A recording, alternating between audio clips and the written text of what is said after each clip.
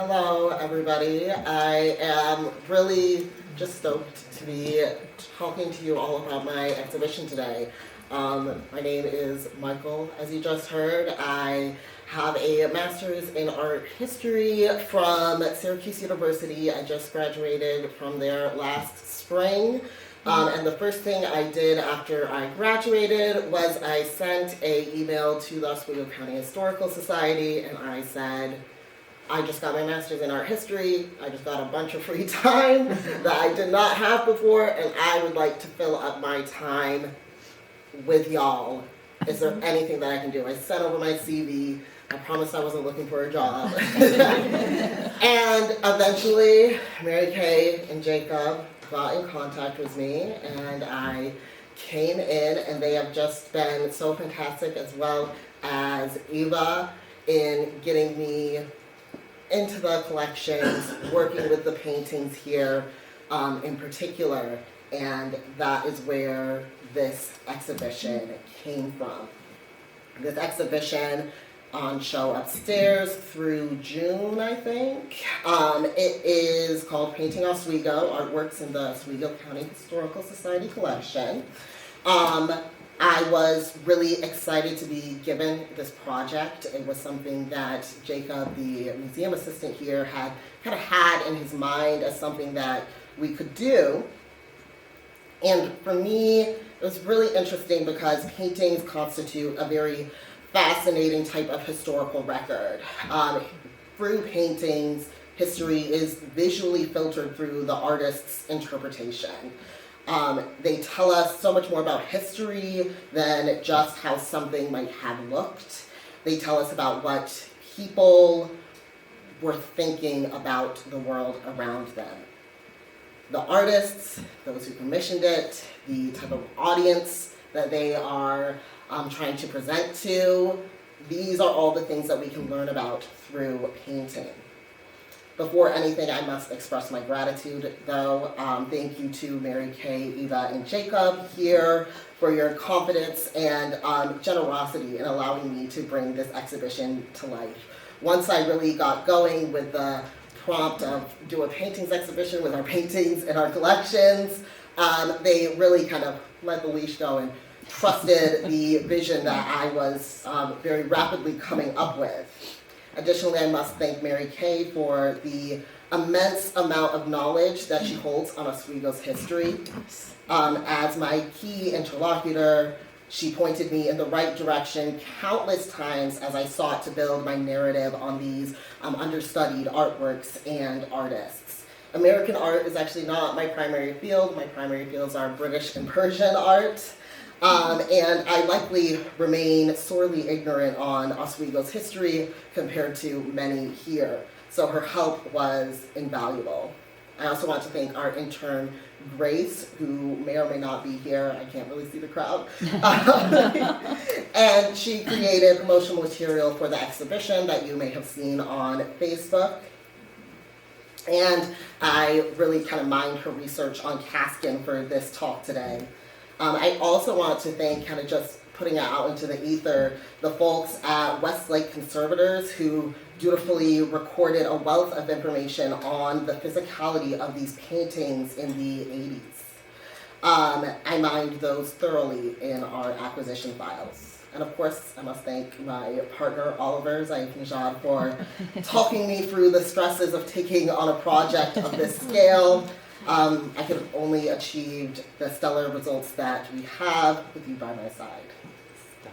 Slide, please. Yes, sir. So, as I said, when I was brought on to do this exhibition, Jacob said we have a lot of paintings in our painting storage, and I would like to bring them out and put them on show. And my mind started going wild with how I wonder what I'm going to find. Maybe there's going to, as an art historian, whenever I go looking into artworks and smaller collections, I'm like, what if there's something, really fascinating, huge name artist. Didn't find anything like that. But instead, I did find a wealth of really fantastic pieces that were understudied. These are works that people that have not been shown with the level of context and narrative that we have upstairs. So it feels very historic to be able to do that. When we first started thinking about how would this exhibition look, we thought about maybe doing like a salon hang, putting as many paintings up on the wall as possible. But then once I started looking through the collections, I found that there were a few key themes that you see repeated again and again in the collection of 19th and early 20th century paintings. And so I became worried that if we just put up a whole bunch of landscapes, it would kind of dilute what does a landscape say. So instead, we ended up with this, which really hones in on just a few examples within a select list of themes. Slide. So this is Painting Storage 1, where I got many of the paintings for the exhibition. I lived in here basically for a few weeks with, I think that's Alvin Bronson, who I moved in and out of there repeatedly to get to the paintings. And this is a picture I took today, so it doesn't have the big piece that really stood out when I first went to Painting Storage 1. That was this piece right here. This is a huge 77-inch panorama of the Oswego starch factory. I just had to pull it out because I was so enamored by it. It brought up so many questions. So, as many of you may know, potentially way better than I, in the 1840s, Thomas Kingsford, an English-born American, invented a manner of processing cornstarch. Initially, he'd been a chemist for Colgate in New Jersey, which is where he started T. Kingsford and Son to produce his own product. And then he moved here to Oswego and expanded the operation in 1848 with the Oswego starch factory that we see depicted here. This panorama uses one-point perspective to achieve this illusion of depth that just makes it seem like the factory goes on forever as it shrinks off into the horizon. And I was just fascinated with this painting. It became this huge mystery for me. Who painted this? Why was this painted? My first clue was the signature that very legibly is painted. This was listed in our files as being by John G. Wood, and then we've got the year 93. I thought that this signature looked like it said John Q. Wood, so I was never really married to this middle name of G. When I looked at the date, my first thought was, this has to be 1993. This is a pristine watercolor painting. Looking at its acquisition number, though, this was acquisitioned in 1981, which meant that the date had to be 1893, over 130 years old. And so now I questioned, how had this been kept in such good condition? Works on paper, especially watercolors, as this work is, are quite fragile to display. Pigments tend to fade in light, especially when displayed without a protective glass over it, which this painting is. And the paper is really sensitive to environmental factors such as smoke and dust. For weeks when I came in to volunteer on Tuesdays and Fridays, Mary Kay would ask me, what are you getting up to today? And I would just tell her, I'm still looking into the Kingsford painting. My first thought for the painting's purpose was that it had been made as a model for a print, perhaps on packaging like the very well-known label that you can see in the starch boxes that I've put in the galleries upstairs. We do have as well, that's on the slide here, a grisé of the composition, also by Wood, A grisaille is a grayscale painting, and in the 19th century, many artists created two versions of their compositions, a color one for display and a grisaille that could be used as a model for printmakers. This way, etchings and other monochrome prints would have a would have a clearly standardized value range. So at this point, I started my search to find these prints. I was hoping to find both a color print and a black and white version, as that would explain why we had the both of them. And I did find the black and white version. I actually found it just on the table upstairs in here on the research library. There was a little book. It said on the front, Oswego Starch Factory, and I picked it up just to thumb through briefly, and there on the frontispiece was the print. This is an artotype. It's a type of photographic print, so they prepare a print plate in order to essentially receive a photo, and then they can keep making a bunch of prints, so basically like a stamp of that photo. And so an artotype is going to be referring to a photo of an artwork so that we can get a bunch of prints of it. I later found correspondence between Kingsford and the publisher of this, D. Mason, who was in Syracuse, regarding the publication, and it included a receipt for which Kingsford paid $200 for this artotype to be produced after the grisaille. And this was in 1895, so a couple of years after the painting was done. So I felt that this was likely not the initial kind of inception of having this painting done, since it had been a couple of years before he had the artotype made. Clearly, when this was initially commissioned, the idea was we may make prints out of it, so let's have a grisaille, but that wasn't the main thought. This print would appear not just in the Oswego Starch Factory text, but also in another D. Mason publication titled Landmarks of Oswego County. You can also find it by the footbridge over the river.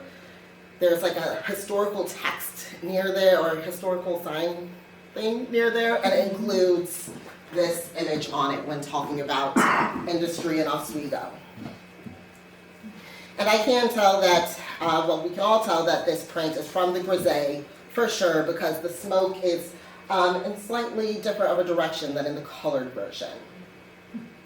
I followed this lead for quite some time, looking into, frankly, countless D. Mason publications that are fantastically preserved and reproduced on archive.org. They did many landmarks of various counties in New York. I wanted to see if any others had paintings that might have been by the same artist, and if they might write his name out in plain text. I still felt that this John G. Q, there was one place we had it where it said John H. Wood, this a middle initial, I didn't trust it. And looking up John G. Wood, there was an early 18th century British naturalist who was named John G. Wood, who was dead before this was ever painted. And trying to look up John G. Wood, this guy just flooded the searches, so I was hoping it wasn't a G. And it's not me not being able to read cursive. I promise I can. I read a lot of 19th century letters. And this whole signature is not even in cursive. As well, half of the capitalized cursive consonants look, frankly, identical. So I did try to just search his name with every letter of the alphabet for the middle name. But I do have a very bad research habit of giving up on a strategy too early. And as I've already shown his middle initial, you cannot blame me for not getting there sooner. Oh, she's thinking. She is thinking about it. But one day, the Google Images gods came through for me. They are wrong when they say that insanity is doing the same thing and expecting different results. That is just standard research procedure. One day, I look up John Wood in quotation marks with painting, and for once, I do not just get that early 19th century British natural scientist. Instead, I get an eBay listing for a charming little watercolor by John Z. Wood. And I have all the love in the world for eBay sellers who share close-ups of artist signatures. They are the backbone of understudied artists, because when I go a slide over, I see this signature, and it is absolutely a match to our painting. The name is John Z. Wood, and he was hiding out at the end of the alphabet this whole time. This brings me to the scenic painting career of the British-born artist John Z. Wood. His family moved to Rochester when he was a child from England, and he became a prominent member of the local art scene there. He worked as a sign painter, as many 19th century artists did early in their careers, and would go on actually to help establish the Rochester Art Club, and he worked throughout the state. The majority of his recorded career is in scenic painting. He created sets and backdrops and for theaters.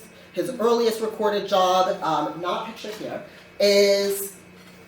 was in 1889 for a Syracuse theater, where he painted a large drop cloth and a number of stock sets. Later, he moved out to the Midwest, where he worked with Twin City Scenic Design in the early 20th century, creating the watercolors that I've pulled up here from the University of Minnesota Libraries. We see the same technical skills that he displays in our Oswego painting. This expansive panorama, this really finely defined architecture of recognizable buildings. The text is not very visible, but this is the Tower of the Infantadas at the Alhambra, and those who know, know. Now, I had answered so many of my burning questions, but I still didn't know what this original painting's purpose was. It could not have been for regular display, or else it wouldn't have kept its vibrant tone. I talked again to Mary Kay on the day that we hung this artwork up in the gallery about this exact conundrum. She'd heard me reiterate my amazement at the painting's quality many times, but this was our first time really looking at it together. And as you can imagine, it's hard to get a good image of this, so she had really only, for my pictures, seen like a really squashed up weird image, the same one I pulled up at the start. She asked me about the date again, and I told her it was from 1893, and it was like a light bulb just went off. As she said, that's the year of the Chicago World's Fair. The starch factory had an exhibit there. So the both of us followed this lead because it just made sense. This painting would have been there only for a limited time and then put away, away from the smoke and light of the last 100 years.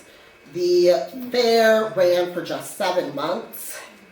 As well, it was actually the Chicago World's Fair that took John Z. Wood out to the Midwest initially. His trip with another Rochester Art Club member is recorded, but I haven't found any further details. So this was our new lead, and we both pursued it. And then I honestly think at probably the exact same time we found the smoking gun we were looking for. Here, a souvenir card depicting the exhibit of T. Kingsford and Son. Corinthian columns wrapped in this very corn-like foliage is topped with soaring eagles that hold billowing flags, and between them sits a panorama of the starch factory. This is, without a doubt in my mind, our painting that was shown in the, again, sorry, I forgot to get rid of the animations. That was shown in the Agricultural Hall at the 1893 Chicago World's Fair. Really, this is what I find most exciting about this type of work, working with understudied artworks, understudied artists. How much of a treasure hunt it really is. And when we get to kind of the end, all of my questions have been answered. What it really does is it helps us contextualize what exactly Wood is illustrating in this painting. This is not just an objective painting of the Oswego starch factory meant to record its architectural elements for posterity. No, this is an artwork meant to cement the factory's legacy on both the national stage or the international stage at the World's Fair and for perpetuity as a print. The scene is populated with numerous figures, horse-drawn carriages, families out for walks, workers atop railway cars, and boaters out on the distant waters that border the factory. Visitors to the fair in 1893 would have seen Oswego as a bustling industrial center full of life, and that is exactly what Thomas Kingsford wanted. So the starch factory painting quickly became the center of the exhibition. I knew immediately where I wanted it to hang. I wanted it to have this huge impact when you first enter the gallery. The first thing you see is the starch factory painting. And then I wanted to pull in works that represented more novel depictions of Oswego that I could expand upon and contextualize with further research. I actually sketched out this plan of the exhibition early on once I had a short list of artworks that I felt supported the exhibition theme. I split the exhibition into subsections on different types and subject matter. We have landscapes, marine painting, or more specifically boat portraits, the Kingsford painting, a painting of childhood, works on paper in the center, and then some really fantastic watercolors that are the most contemporary pieces we will look at. So let's take a kind of metaphorical walk through the exhibition together then. And I'll talk about some of the highlights as well as a couple of works that didn't make it into the exhibition.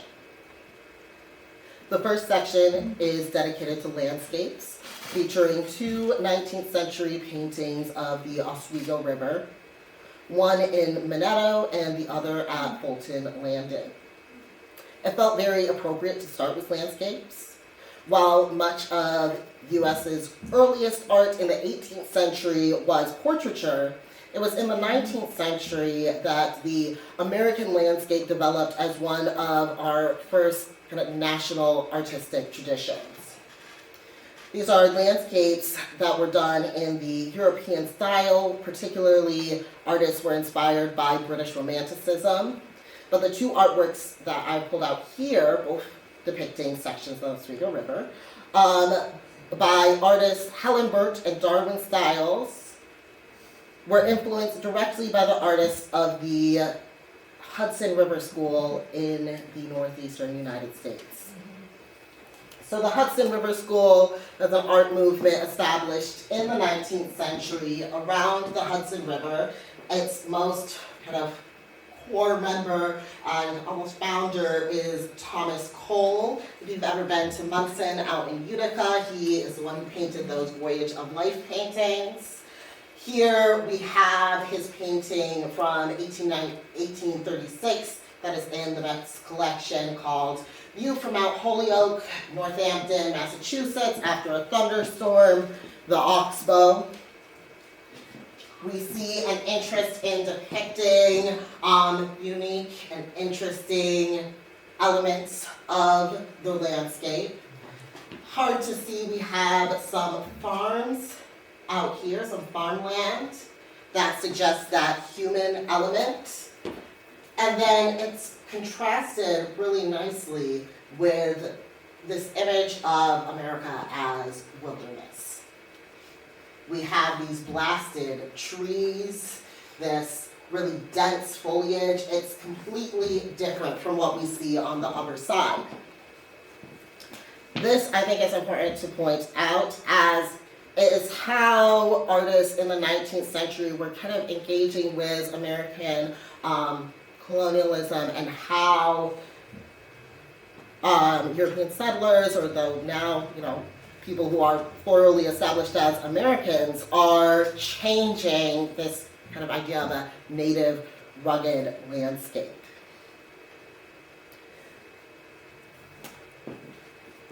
This is the painting, the first painting in the exhibition, by Helen Burt, born in Minetto in 1836.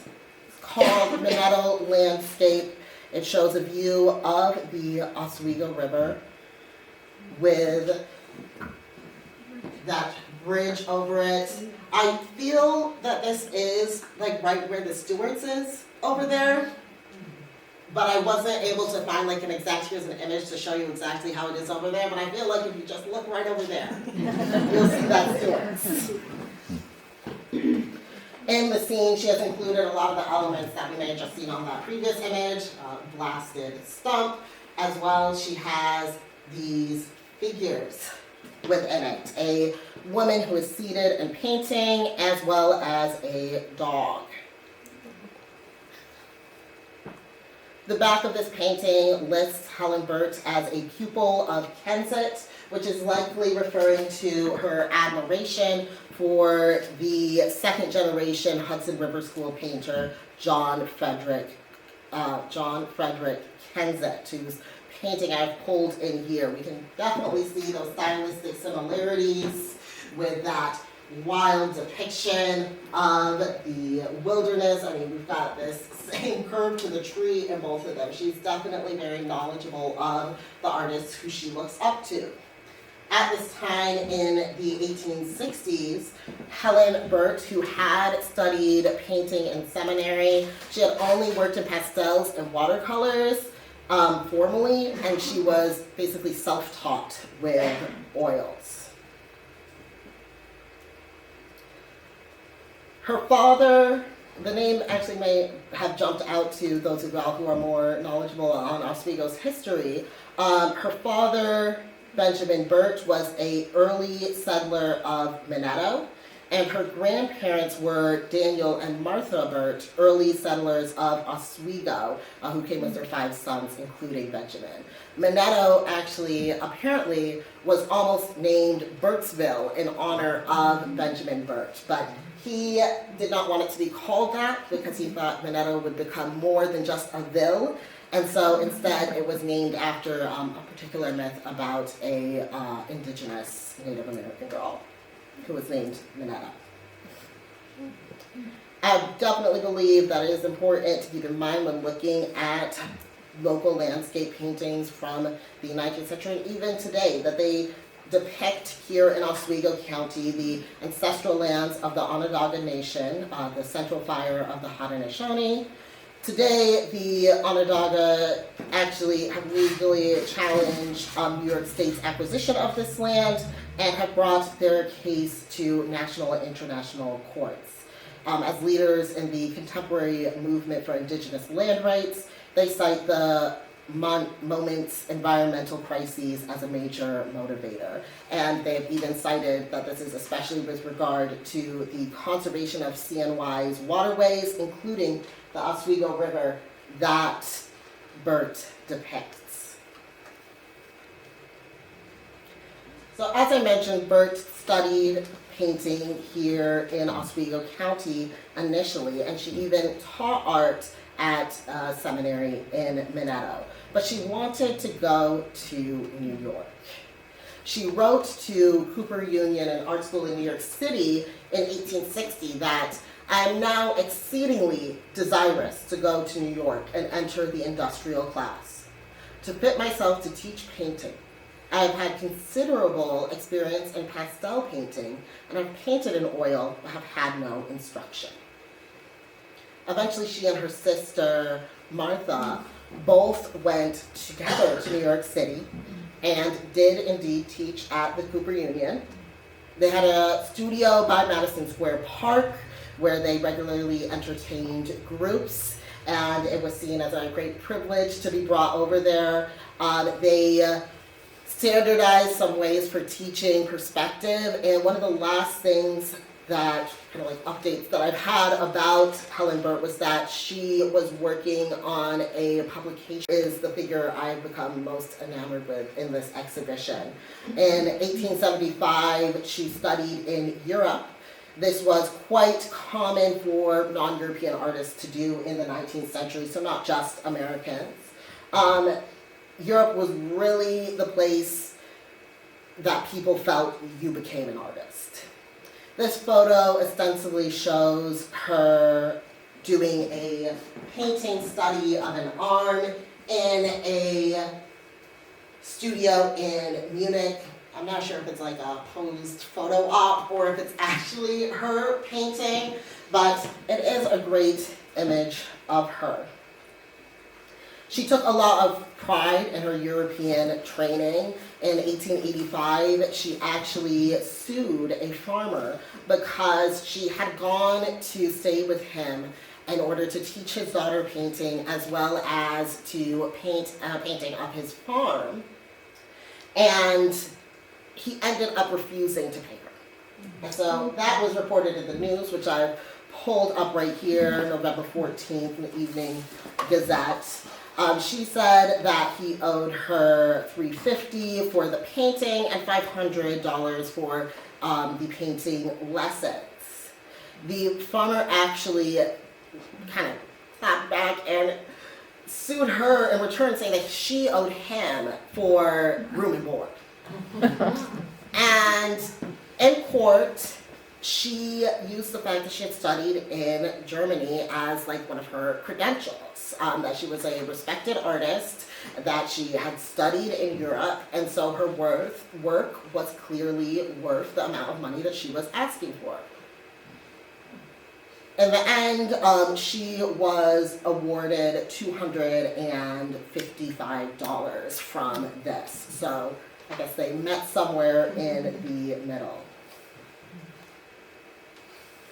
So to sum it all up, this is an early oil painting from a local artist who had these huge aspirations, and she had a lot of kind of respect for her work and was always pushing to do more. So when we look at the elements that she is pulling from these artists that she admires so much, and even the figure of the woman painter that she includes in it, there is a depth to this kind of yearning and her trying to see a future for herself as an artist.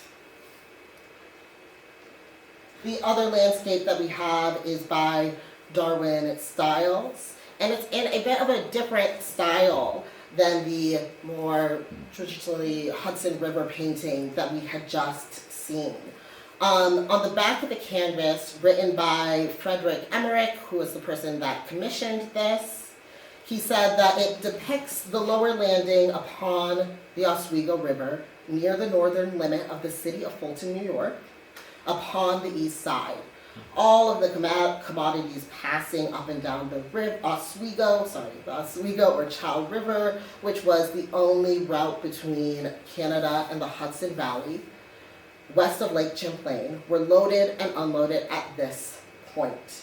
So he's really hyping up what exactly is being depicted here. He adds, by reason of the barge canal improvements, the river level has been raised, and adjacent islands submerged, and the beauty of the spot largely destroyed. So there's a concern when this is being commissioned about preserving what he sees at that moment, because Emmerich, the man who commissioned this, has seen the landscape change. The style of this painting is leaning towards a developing style at this time called tonalism. And tonalism was pioneered by the American artist George Inness, who had been inspired by the Hudson River School artists, but he wanted to create a vision of nature that was more spiritual rather than physical.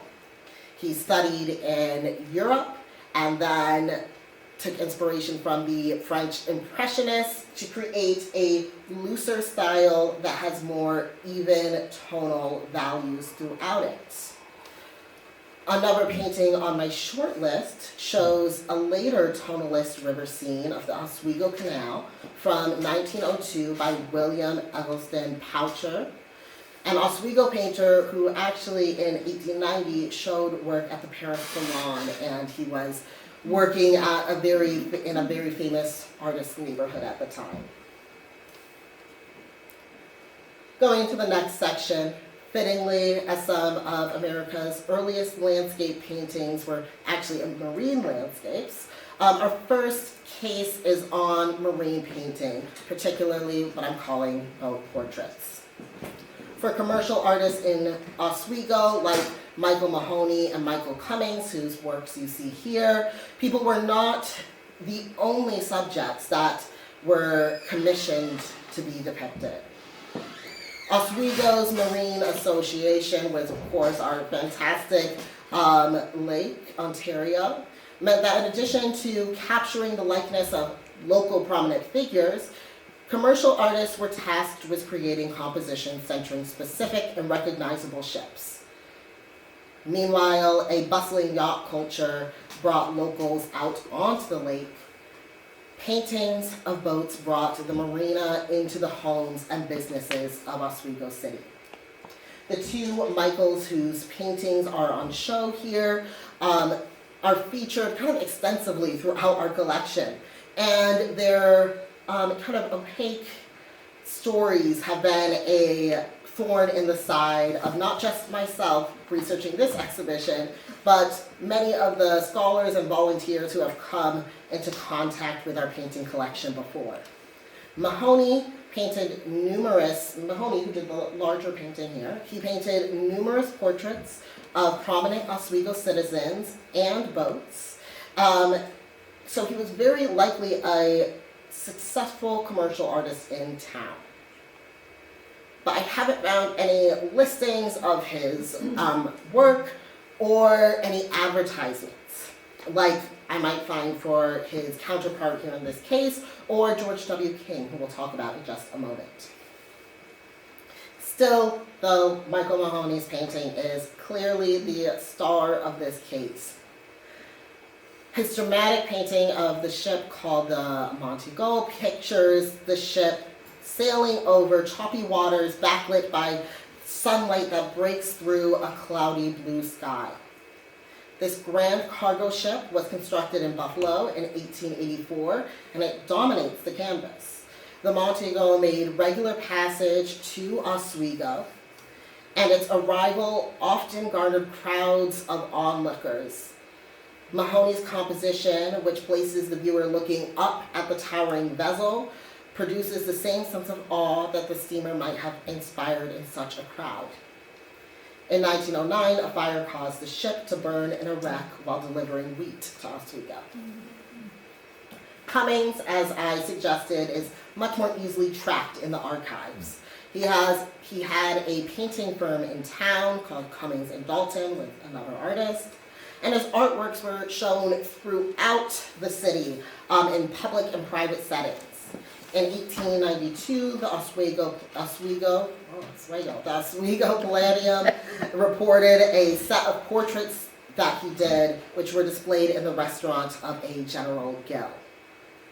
Here on display, we have a charming circular watercolor depicting the Northern Transit Company steamboat, the city of New York, in shades of blue. Cream-toned paper peeks through Cummings' rendering of soft white clouds and the rippling cerulean water that the ship bobs in peacefully. Something that I found really fascinating throughout my research was that the marine artists of this day designed boats as well.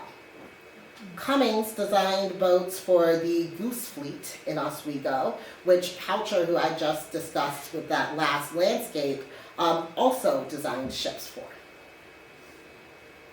Then, of course, in this case, we have John T. Mott's Yacht Club photo album with photos from around the 1880s. I wanted to bring in some photos somewhere in this exhibition to kind of contrast and support the paintings as a reminder of the dramatic reconstruction of the world that paintings are. These photos also help contextualize how boating was viewed in Oswego. Not only were there massive ships for transporting goods, but the who's who of our city enjoyed time on the water as a leisurely pursuit. As well, I felt the need to put this image in the exhibition, a photo that labels this figure here as L.W. Mott, which I believe to be Sarah Louise Wheeler Mott, one of the figures in The Children of the Sloan House. This is a fantastic little painting depicting 3 children in front of a arch on these steps. It was painted by George W. King, who posed his daughter, Caroline King, right here, alongside 2 prominent Oswego citizens in their youth. One is Louise Wheeler in the center, who would marry Elliot Mott. And then we have George B. Sloan, son of State Senator George B. Sloan. So this is George B. Sloan, Jr. The group stands in front of this arched entryway surrounded by overgrown plant life. Louise and George watch as Caroline blows bubbles through a pipe. There's an example of one of these pipes upstairs in the exhibition. A dog lies at George's feet with his head raised, alert to the world around him. In the 1860s, King left a woodworking career to pursue art making in New York City. There, he studied at Cooper Union, much like Bert when she went to go teach there. And he befriended the portrait artist William Page. Page, a more notable artist at his time, became a great supporter of King, and he introduced him to George Inness, that tonalist painter in New Jersey. With Inness, King studied landscape painting, which at this time was the dominant mode of American art, although portraiture was, of course, still quite popular. Still, he reportedly struggled to find sufficient patronage, as his style favored bright colors that were not in style. He moved throughout the state of New York in search of financial stability. In 1870, he came to Oswego, where he created this painting, and it stands as a testament to his success and connections here. We also have another painting by King, which is in this room, back over there. When the lights come on, you can kind of look out to see it. For 3 years, he found consistent work in Oswego, after which he himself traveled to Europe. There, he was inspired by the color palette of the Impressionists, which reflected what he aspired to use in his painting. And when he returned, he moved to Philadelphia, home of many American Impressionist painters. This painting, done while he was in Oswego in the early 1870s, is situated in a post-war period after the Civil War, when American art was actually becoming more stylish and figure painting was becoming much more prominent.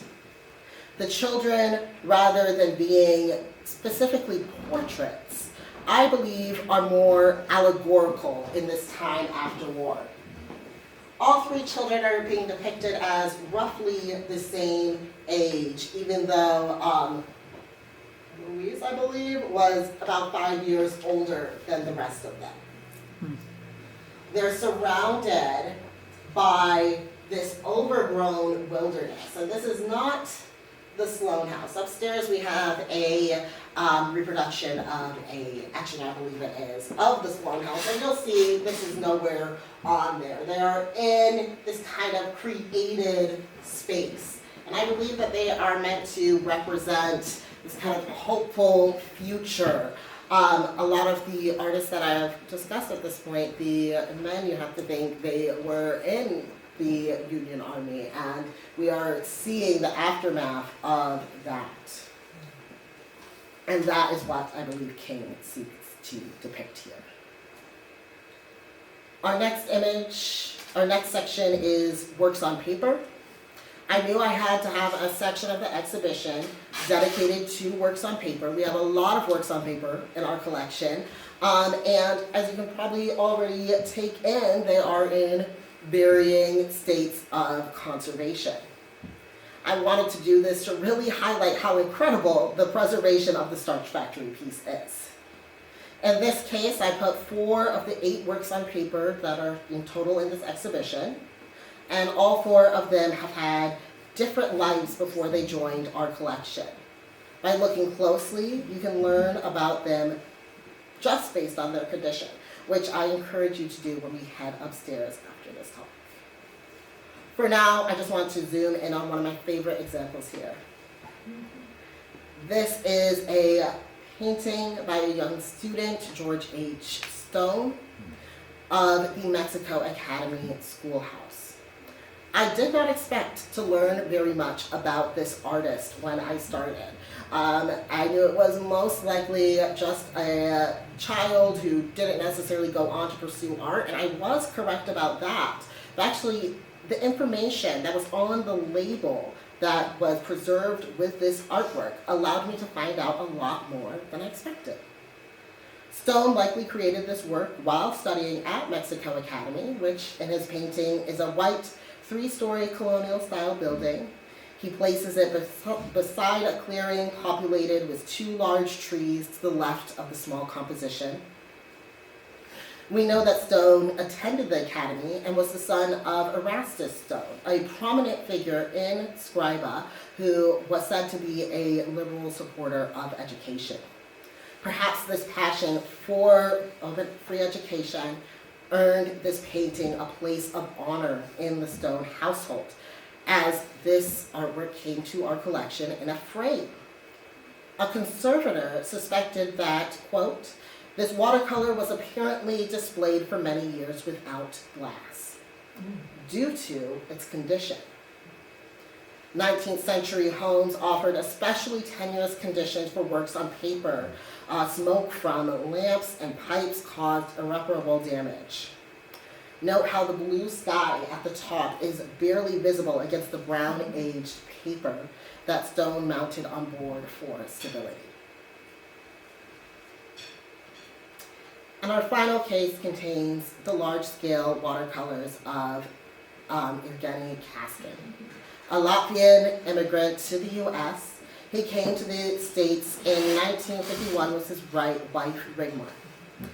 The two lived in Mexico, New York, and Evgeny became a very well-known painter, especially for his watercolor paintings, which were shown throughout central New York.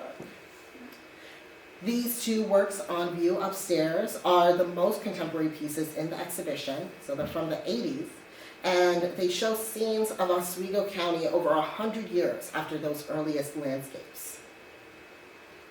In the spring of 1985, 2 watercolor paintings by Kaskin were auctioned by the Oswego County Historical Society and the Heritage Foundation of Oswego. The funds raised were to be used on paints, paper, and brushes that Kaskin would use to make a series of paintings depicting every Oswego County designated landmark building. These paintings would be, and today are, held by the Oswego County Historical Society. Kaskin, after this auction, quickly set to work creating dozens of large-scale watercolor snapshots recording the architecture of Oswego County. The watercolors are vivid and full of life. And what strikes me most is how, since they were painted throughout this year, they reflect different seasons and are honestly just very nostalgic. The Fulton Library, here's a fantastic view of Kaskin at work. We have a few of these photographs showing him working on this painting of the front doors that you all just walked through. He also did a painting of the entire Richardson-Bates house. We have these shown upstairs, actually next to one of the original enamel letters numbers that used to be above the door in the transom. In this piece, Kaskin has composed a close-up of the main entrance where shadows of bare winter branches streak across the steps, flanked by the iconic faux Egyptian sphinxes. But that nostalgia I mentioned earlier is one of the key elements that I wanted to pull out. The Fulton Library was an immediate choice for me. It was non-negotiable that I would have this Fulton Library piece in the exhibition. I myself have so many memories of going to that library on the days when I was in Fulton as a early 20-something. I worked at the McDonald's there. I remember reading in this building, writing, sometimes just enjoying the atmosphere of this fantastic place. And when I look at this painting, it just takes me back there to biking past the library on a rainy day, riding up to it, and reading a book inside, warm, after an early morning shift when I just didn't feel like heading home yet. But there were so many other choices. I was kind of bent on getting a proper winter one for a little bit, which is why I've pulled out these two specific places, which I believe one is Scriba and the other one is not coming to my head right now. Over 30, probably some of y'all can look at it and know exactly what those are. Over 30 of Kaskin's landmarks are housed in our collection. And again, it really is that variety of weather that is quite fascinating to me, and I feel like it really brings those artworks to life. Lively is a key adjective I use to describe Kaskin's work. Rather than mechanical reproductions of buildings, he creates living documents of Oswego County in his paintings. I am extremely happy with the exhibition that I was able to put together. It really gives us a chance to look back at over 100 years of Oswego County through the brushstrokes of so many interesting people who had lived here or came into contact with Oswego. As I said at the top, these artworks have never been shown with this level of context, and I feel that the context really reveals what we are actually looking at in these artworks. So with that, if you are able, I hope that you will come upstairs and take a peek. And I'll be here if you have any questions. Will you entertain questions?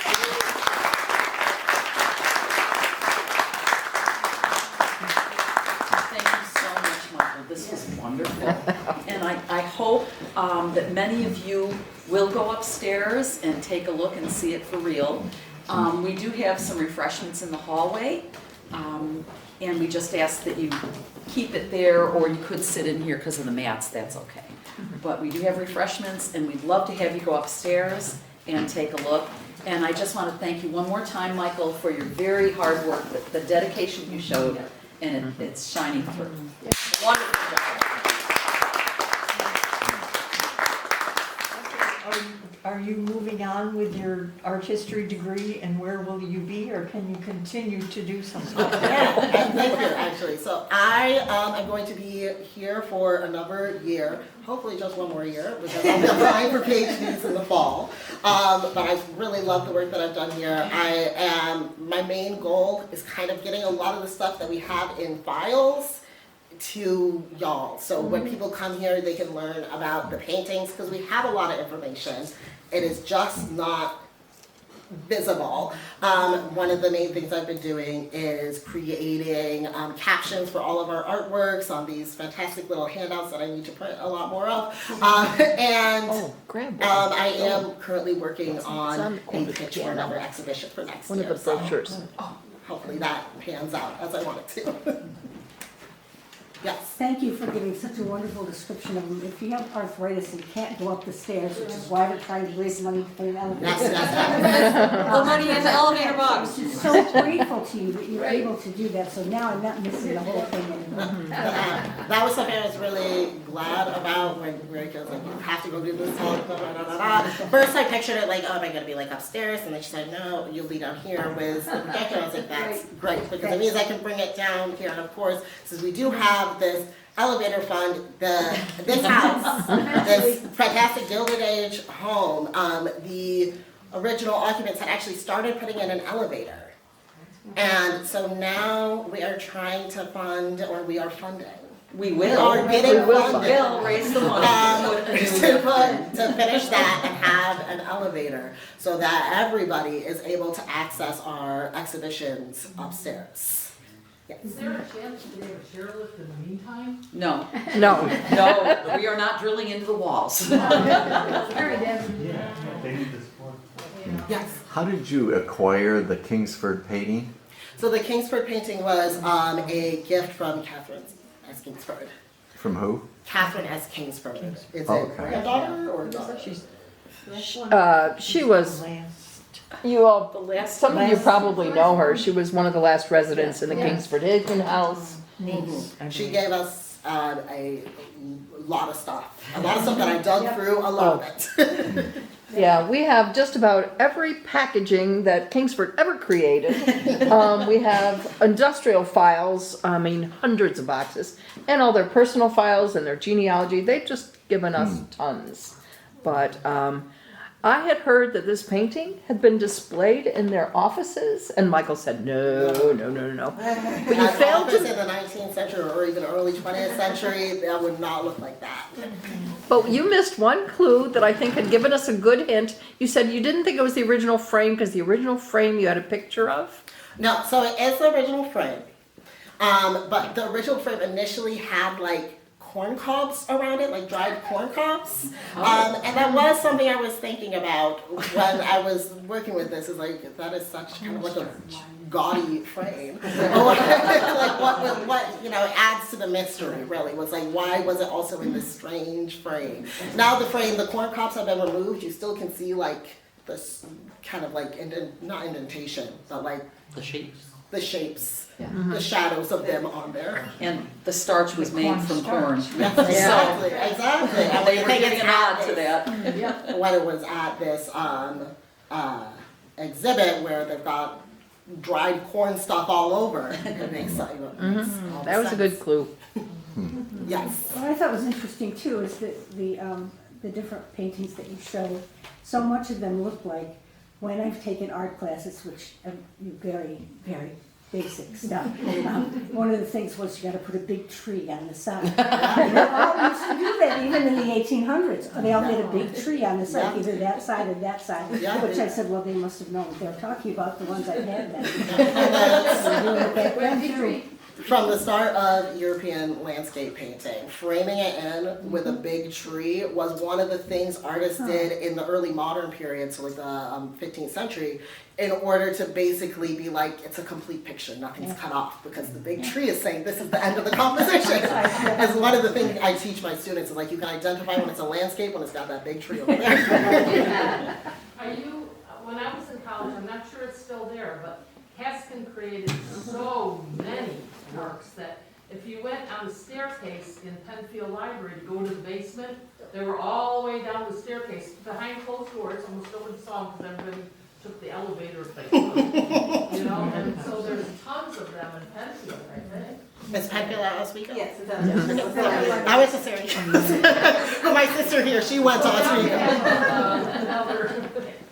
That is fascinating. Yes, he did a lot of work. He was extremely productive. There are some in City Hall, aren't there, Yeah. Joseph? That's Is that what you were just that's gonna what say? I I'm was sorry. Joe works in City Hall, so. There are some on the first floor and then as well as the third floor. Yeah, we I got. think there's also might be one in the basement storage. That they just moved. I don't think In there's the a single eighties, you building could that pay can him and paint. he'd do your house. Oh, Like $800, it wasn't expensive. Wow. wow. He was extremely productive. I mean, even just the box that I looked through to see all the ones that we have, I was like, oh my gosh, there's so many of these. And then when I looked through the files and I found like the background behind them, yes, he was a guy, he worked.